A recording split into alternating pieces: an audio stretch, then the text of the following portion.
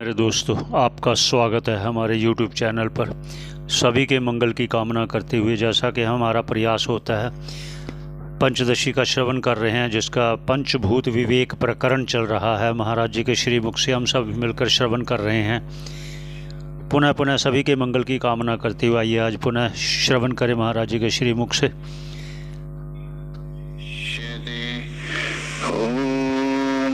शांति शांति शांति। शंकरं शंकराचार्यं केशवं बादरायणं सूक्ष्मशकृतो वन्दे भगवन्तो पुनः पुनः।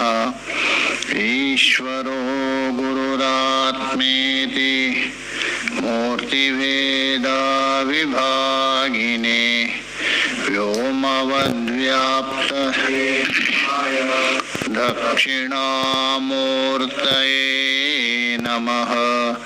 ॐ शान्ति शान्ति शान्तिः।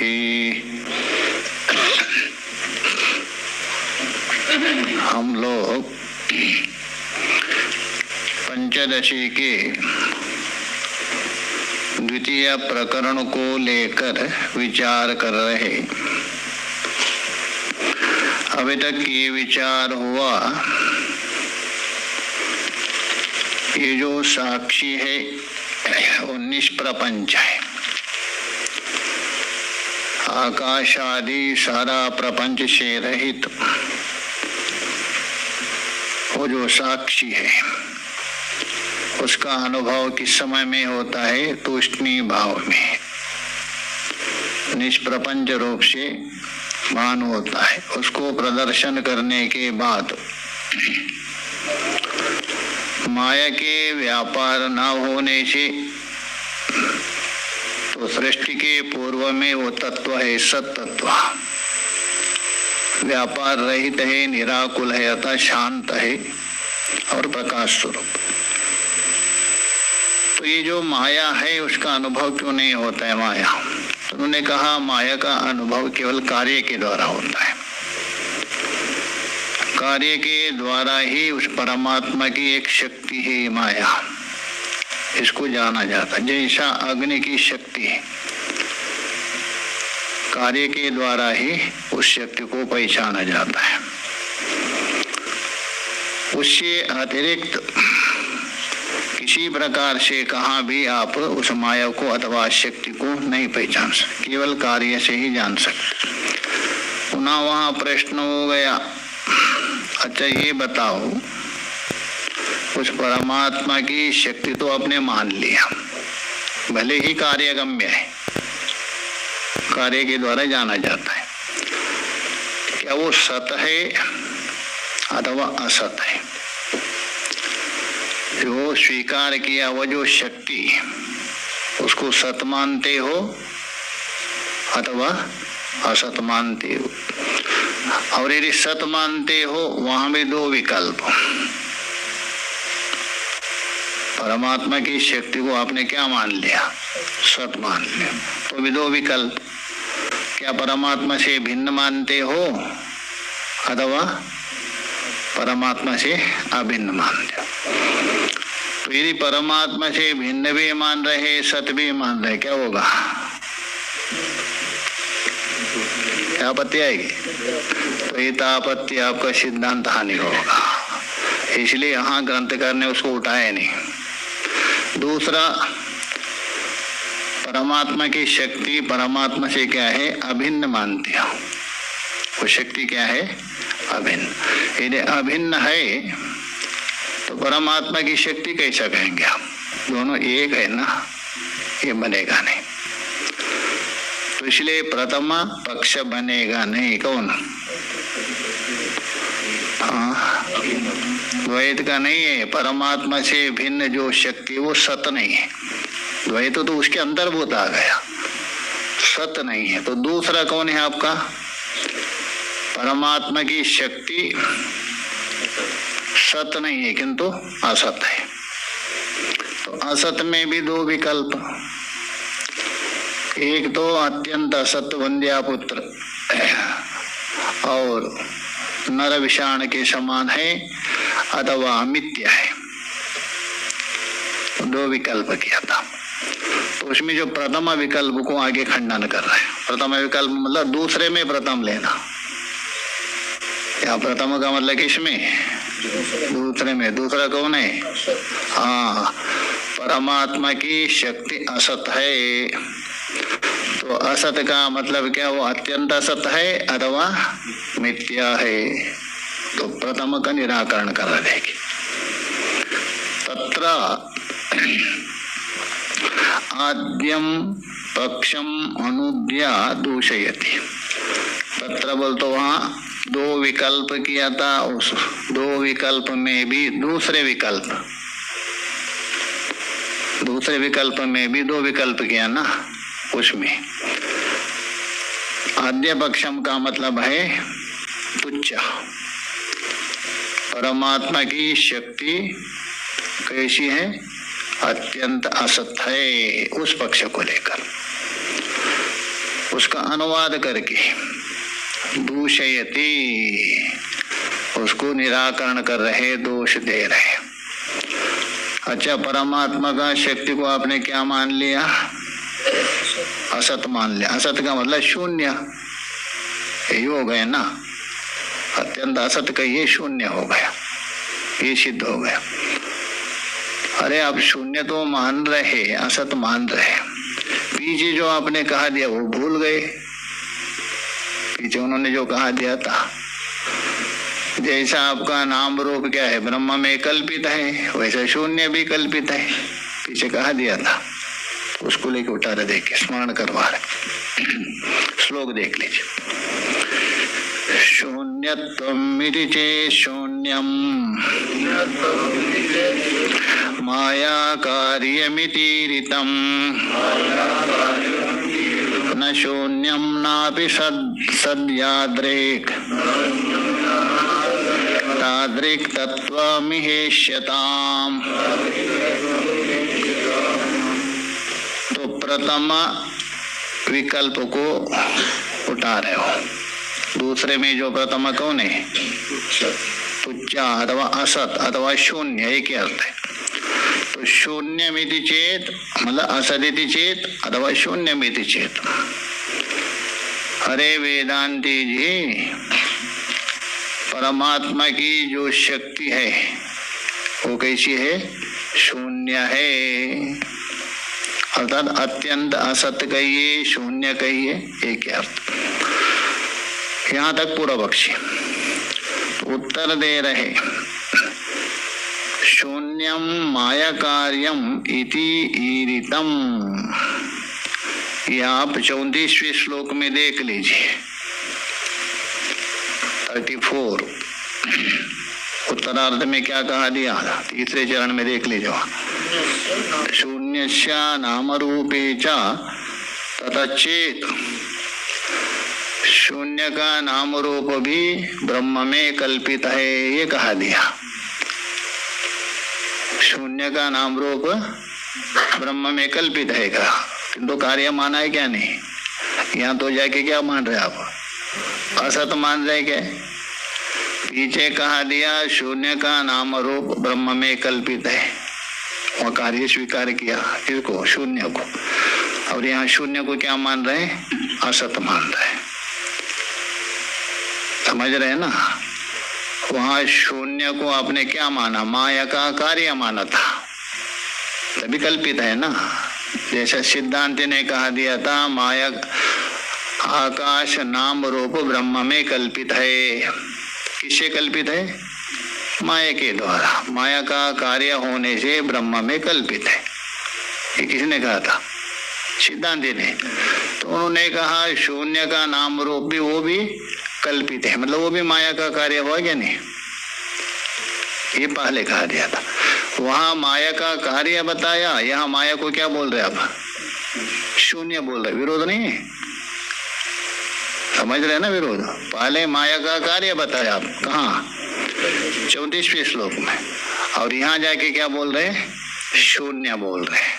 ये विरोध आ रहा है आपके मत में, यही बता रहे। माया कार्यम इति ईरितम कश्या, माया का कार्य कौन है? शून्य नाम रूप लेना, नाम रूप आप भी मानते हैं। ईरितम कथितम कुत्रा, 34वें श्लोक में, 34वें श्लोक में आपने ये स्वीकार किया, और यहाँ क्या बोल रहे हो? यहाँ क्या बता रहे? किसको? वहां शून्य माया का कार्य बता रहे। दोनों में अंतर नहीं दिख रहा है? तो नहीं बोल रहे, किसने? असत सिद्धांति नहीं है, पूर्व पक्षी। पूर्व पक्षी चल रहा है ना, दूषयति। क्या कहा? शून्य मिति चेत नहीं बोल दिया। ये किसका बात है? ये कौन बोले? शून्य मिति चेत, पूर्व पक्षी ने कहा ना। कौन शून्य है? माया। माया अथवा परमात्मा का शक्ति को शून्य मानो, द्वितीय विकल्प में प्रथम। तो सिद्धांति कहा रहे, अच्छा तो माया को आपने क्या मान लिया? शून्य मान लिया। पीछे 34वें श्लोक में आपने क्या कहा दिया था? ये शून्य माया का कार्य बोल रहे। शून्य नाम और शून्य रूप, ये माया का कार्य। यहाँ जाके माया को शून्य बोल रहे, तो विरोध नहीं है क्या? दोनों विरोध है, तो ये बोल रहे। इसलिए ईरितम कुत्रा, जो पीछे, अतः ये विरोध होगा, इसलिए शून्य नहीं मान सकते। यदि शून्य मानते हो किसको? माया को, तो शून्य नाम रूप माया का कार्य स्वीकार नहीं कर सकते, किंतु पीछे आपने स्वीकार किया है। अच्छा हम भूल गए थे, क्या करें? वो कहेंगे पीछे का भूल गए थे इसलिए शून्य मान लिया। तो बताओ माया है क्या आपकी? सत आप भी मानते हैं? नहीं मानते क्या? सत नहीं मानते। असत आप भी नहीं मानते, है क्या? तो बताओ ना। तो बता रहे, न शून्यम ना भी सत, दोनों नहीं। शून्य भी नहीं है, शून्य मतलब असत, असत भी नहीं है, ना सत भी नहीं है। ये तो गजब की बात है। दो ही होगा ना, या तो सत होगा या तो असत होगा। आप बोले दोनों नहीं है, तो है क्या? तो बोल रहे यादृक तादृक तत्वमिहा इष्यता, जैसा तैसा स्वरूप। यादृक तादृक बोलो, जैसा तैसा स्वरूप, अर्थात सत और असत से भिन्न। सत भी नहीं है, असत भी नहीं, उसे विलक्षण एक अनिर्वचनीय है, शब्द नहीं बता सकते। जैसा मान लीजिए रस्सी में सर्पदी का सत है, ईमानदारी से बताओ। हाँ क्यों? दिखा नहीं, सत नहीं है। अरे ब्रह्म कहने से काम थोड़ा हुआ। कोई आपसे पूछेंगे दिख रहा है, सत नहीं है। माया का इसलिए अनिर्वचनीय। ब्रह्म तो वचन के द्वारा नहीं बता सकते, इसलिए अनिर्वचनीय। दोनों में अंतर है। एक वाणी का विषय नहीं है, इसलिए अनिर्वचनीय है, और माया नाम का कोई वस्तु है नहीं, इसलिए वो अनिर्वचनीय है। दोनों में ये अंतर है। तो इसलिए बता रहे हैं यादृक तादृक तत्वम। यादृक तादृक बोल तो जैसा तैसा, मतलब सत से भी भिन्न है और असत से भी अलग है, एक अनिर्वचनीय है, बस ये स्वीकार करना पड़ेगा आपको। इष्यता, ठीक है मेरे के,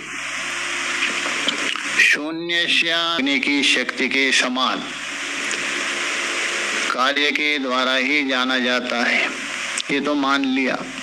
सत्य भी नहीं है, असत्य भी नहीं, ये भी मान लिया, किंतु क्या उसमें कोई प्रमाण है? श्रुति? ऐसे तो युक्ति प्रमाण सिद्ध किया, अनुभव प्रमाण भी है आपका, आपका अनुभव भी बता रहे हैं। किंतु जब तक मूल में श्रुति प्रमाण यदि ना हो, ना वो युक्ति भी, ना आपका अनुभव भी प्रमाण नहीं माना जाता है। अनुभव प्रमाण कभी होता है उसके मूल में कोई श्रुति हो। क्या ऐसा कोई श्रुति प्रमाण है? तो बोला हाँ, ऋग्वेद संहिता में बता दिया है, उसको उठा रहे देखिए। अस्मिन् अर्थे श्रुतिम प्रमाणयति। कस्मिन् अर्थे? अनिर्वचनीय। माया सत भी नहीं है, असत भी नहीं है, अनिर्वचनीय है। उस विषय में भगवती श्रुति प्रमाण है। श्रुति को यहाँ प्रमाण रूप से उपस्थापित कर है, प्रमाणयति। श्लोक देख लीजिए। न सदाशिन्नो सदा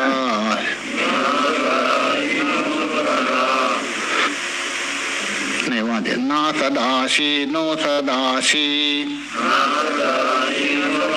तदानीं किन्तु अभूत्तमा सद्योगा तमसा सत्वं न स्वतस्तन्निषेधनात् न असद आसीत। न असद आसीत वहां से लेना। सृष्टि से पहले ना सद आशीत अथवा माया सत भी नहीं है, असद ना आशीत। अच्छा, असद यदि नहीं है, जगत का कारण स्वरूप माया असत नहीं है, इसका मतलब क्या है? सत होना चाहिए। तो बोल रहे नो सदाशीत, वो सत भी नहीं है, असत भी नहीं है, सत भी नहीं। ये जो श्रुति का वचन है, किंतु श्रुति को शब्दता अनुकरण नहीं कर रहे, अर्थता अनुकरण कर रहे हैं। क्योंकि शब्दता अनुकरण करेंगे तो श्लोक नहीं बन सकता है। दो प्रकार होते हैं ना अनुकरण। एक जैसा है वैसा ही उठाना, वो तो शब्दता हो गया। और एक शब्दता नहीं उठा रहे, उसका अर्थ को अनुकरण कर रहे हैं। क्योंकि श्रुति में तो ऐसा कोई निश्चय नहीं इतना ही होना चाहिए करके, इसलिए अर्थता बता रहे। न असदाशित नो सदाशित तदानीम। तदानीम बोलो उस समय में, पहले, कार्य से पहले सत भी नहीं था और असत भी नहीं। तो सृष्टि के पूर्व काल में जो माया है जगत का कारण, वो सत भी नहीं थी ना असत भी नहीं। अच्छा, सत भी नहीं है, असत भी नहीं, तो क्या है वो? किंतु तमा, तो इसलिए बोल रहे किंतु अभूत। किम अभूत? तमा अभूत। तम शब्द से मतलब अज्ञान। अज्ञान ही केवल था, बस इतना है। वो सत भी नहीं है, असत भी नहीं, केवल तम के समान, तम से उपलक्षित अज्ञान ही था। किंतु तम अभूत, तम बोल तो अज्ञान अभूत, अज्ञान ही था उत्पत्ति से पहले जगत का। अच्छा, मान लीजिए वो सत भी नहीं है, असत भी नहीं है। कौन? माया। किंतु तमस स्वरूप है, अज्ञान स्वरूप है। तो अज्ञान यदि स्वरूप है, वो सत व्यवहार कैसे हो रहा है? सत नहीं होना चाहिए। और उससे उत्पन्न हुआ जगत भी सत कैसा होगा? माया स्वयं सत नहीं है, तो उससे उत्पन्न हुआ जगत आकाश असत, पृथ्वी सत, घटो अस्थि, ये कैसा होगा? नहीं होना चाहिए। माया में भी सत व्यवहार नहीं होना चाहिए और माया का कार्य में भी नहीं होना चाहिए, क्योंकि आप सत स्वीकार नहीं करते हैं ना, ये कैसा सत व्यवहार होता है? तो उसका उत्तर आप ही दे सकते हैं। सर्पो अस्ति सर्पो भाति हो रहा है क्या नहीं? अयम सर्पः, देखो यहाँ सर्प है, सर्प दिख रहा है और लंबा चौड़ा सर्प पड़ा है। सर्पो अस्ति सर्पो भाति हो रहा है क्या नहीं? वहां क्या सर्प है वहां? तो अस्थि कहां से आ गया? सत्ता आ रहा है क्या ना? सत्ता दिखा रहा है ना। अस्थि मतलब क्या है?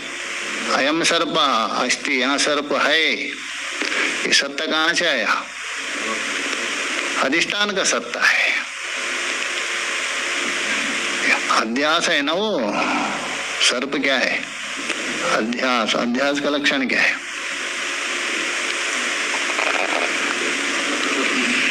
तस्मिन् तद्बुद्धि अथवा अध्यास का मतलब है अधिष्ठान सत्ता अतिरिक्त सत्ता भावत्व।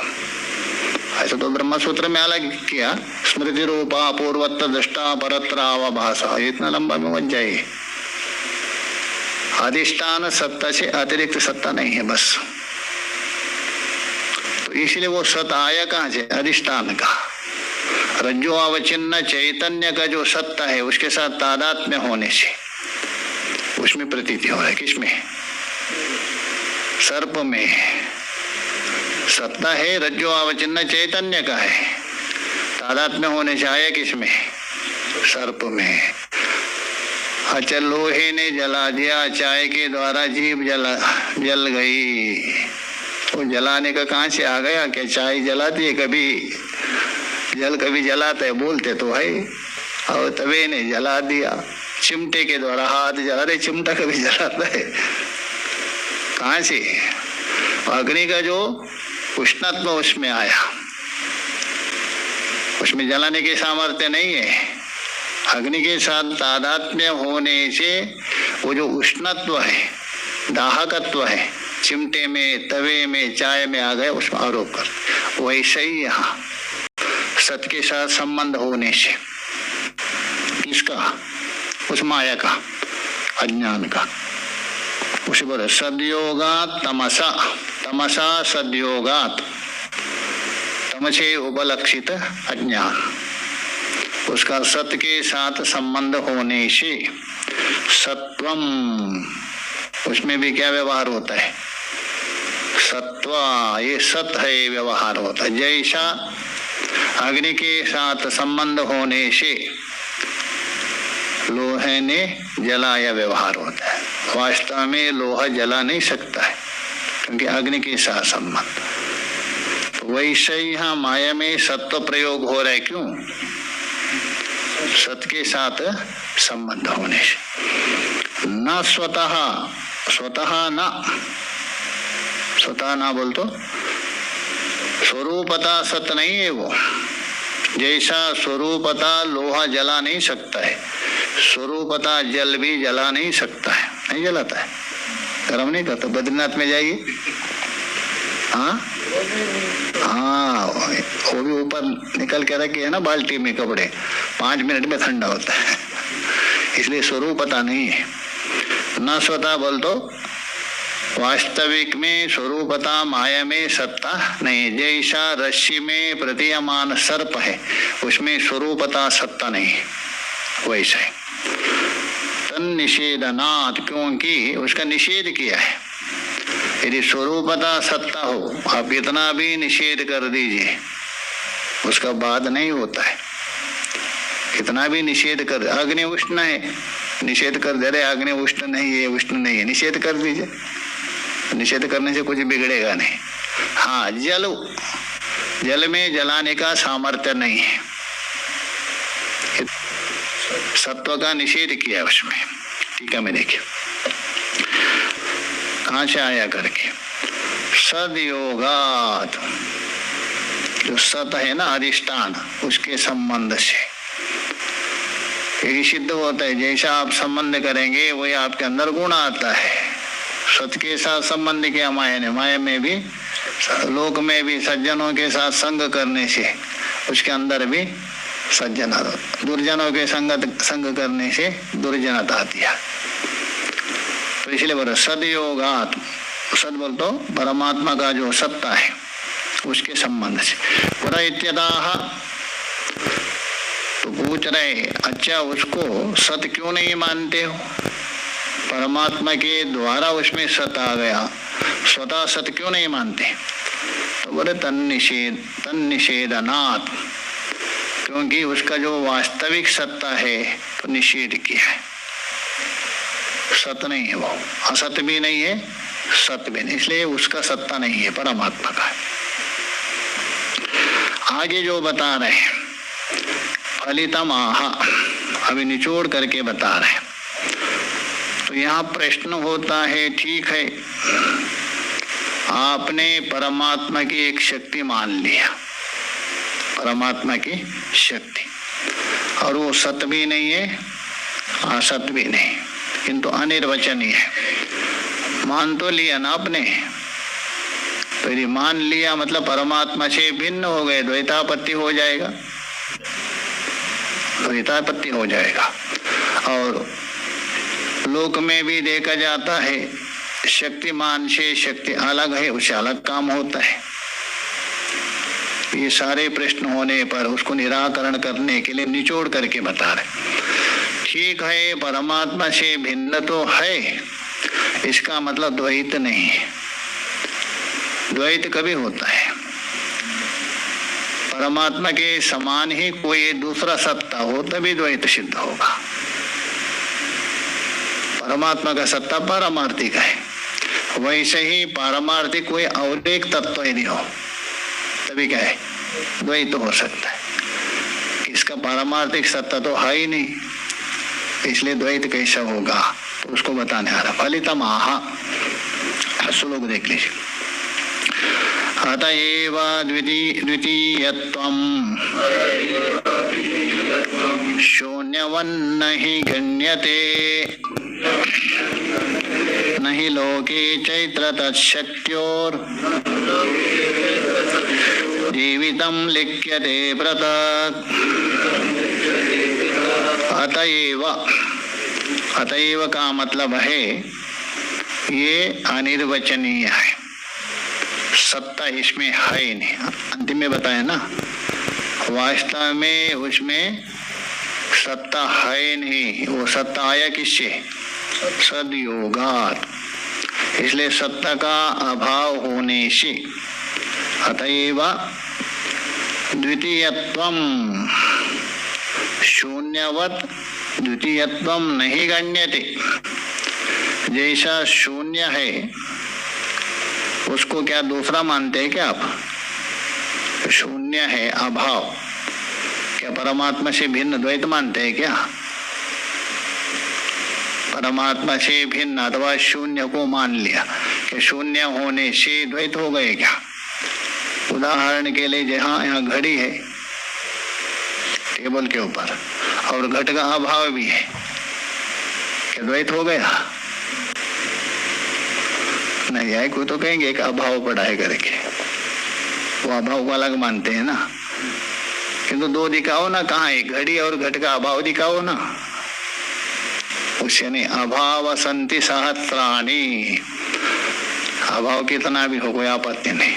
अच्छा, ब्रह्म में जगत का अभाव है क्या? नहीं, हाँ है, एक ब्रह्म हो गए एक जगत अभाव हो गए, द्वैतापत्ति हो गया नहीं? हाँ, और भेद देखा जाता है शक्तिमान और शक्ति में, तो सिद्धांत दिखा रहे नहीं है। लोके बोल दो संसारे चैत्र तशक्त्योर,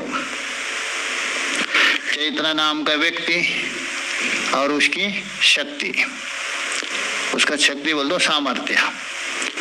चैत्र तत्शक्त्योर जीवितम लिख्यते पृथक नहीं, क्या जीवन अलग अलग नहीं देखा जाता? चैत्र का जीवन अलग है और चैत्र में रहने वाली जो शक्ति का जीवन अलग है क्या? दोनों नहीं देखा जाता। जो चैत्र का जीवन है वही शक्ति का जीवन है, अलग अलग नहीं लिखे थे। ना लिखे थे बोल तो नहीं लिखा जाता है, बोल तो नहीं देखा जाता है। यद्यपि यहाँ लिख धातु है किंतु यहाँ नहीं देखा जाता है। क्या नहीं देखा जाता है? चैत्र नाम का व्यक्ति और उसकी जो शक्ति, उनका जो जीवन है, दोनों अलग अलग नहीं। चैत्र का जीवन ही, चैत्र का शक्ति का जीवन अलग नहीं देखा जाता है, कोई अलग उसमें नहीं देखा जाता। ना लिख्यते बोल तो पृथक ना लिख्यते, अलग नहीं देखा जाता है। इसलिए शक्ति कोई अलग नहीं है।